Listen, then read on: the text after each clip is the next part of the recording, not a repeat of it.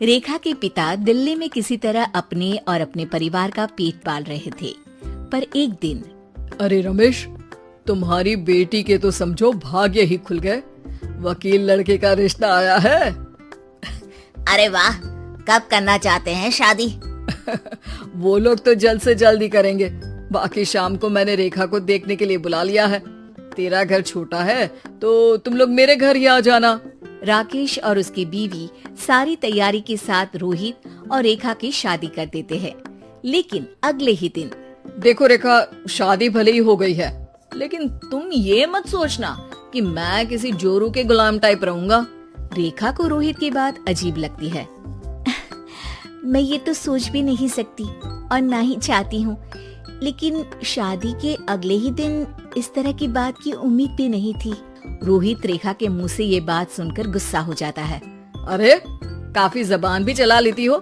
माँ ने सिखाया नहीं कि पति से कैसे बात करते हैं? रेखा अब चुप रहने में ही भलाई समझती है। रेखा, जल्दी से नाश्ता तैयार कर लो। आज पहला दिन है, सारे काम तुम्हें समझा दूंगी। ये नौकरानी है जो तुम्हें बता देगी कि कैसे कैसे क्या करना है। फिर इसकी कल से छुट्टी है। रेखा भी ससुराल में जी जान लगाकर काम करने लगती है। खाली समय मिलता तो पति के वकालत की किताब उठाकर पढ़ने लगती। ये क्या, जब देखो तब पढ़ती रहती है। अच्छा सुन, कल पिता के घर से 20,000 रुपए लेकर आना। मेरे छोटे बेटे की फीस भरनी है। लेकिन पापा क्यों भरेंगे उसकी फीस?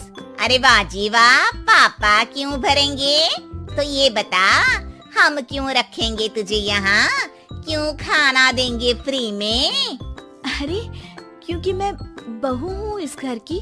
तभी वहाँ रोहित आ जाता है। अरे वाह, बड़ी जबान चला रही हो। चुपचाप माँ जो कह रही है वैसा कर, वरना सामान उठा और जा अपनी झोपड़ी में। बेचारी रेखा क्या करती, पिता के घर जाती है, उनको सारा हाल बताती है। पिता भी जैसे तैसे पैसों का इंतजाम कर बेटी को ससुराल के लिए विदा करते हैं।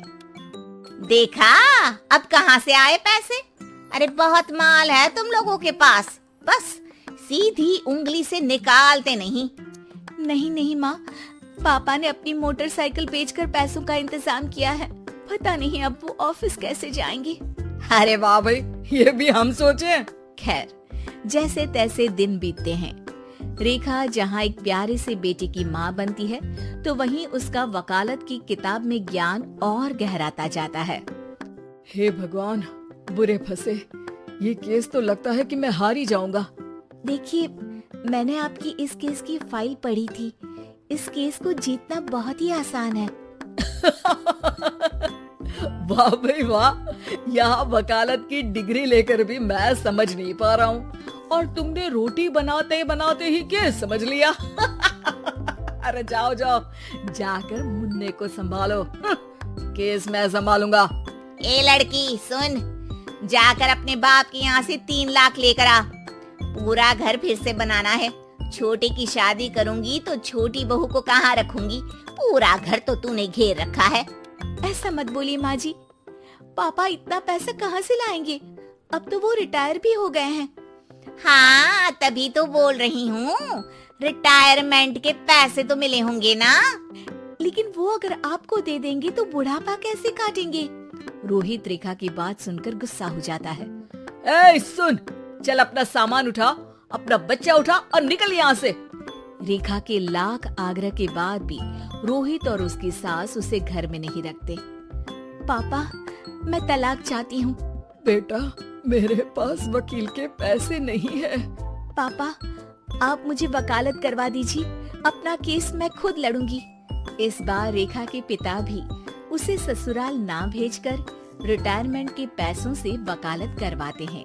और फिर एक दिन कोर्ट के बाहर, रोहित, आज तुम अपना ही केस हार गए, वो भी उस लड़की से जिसकी तुमने कभी कदर ही नहीं की। रेखा, मुझे माफ कर दो। मैं इतनी बड़ी अमाउंट कहाँ से लाऊंगा? मैं हर महीने पैसे नहीं दे सकता तुमको। पैसे वहीं से लाना जहाँ से तुम मेरे पापा को लाने के लिए मजबूर करते थे।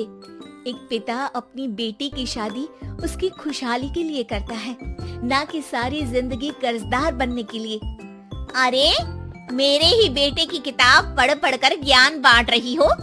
वकालत की किताब तो ससुराल में ही पड़ी थी ना। बिल्कुल, यहाँ मेरी गलती रही। जिस पैसे से मैंने इसकी शादी की थी, मुझे वो पैसे पहले इसकी पढ़ाई में लगाना चाहिए था। और आज रेखा एक जानी मानी वकील के रूप में काम कर रही है।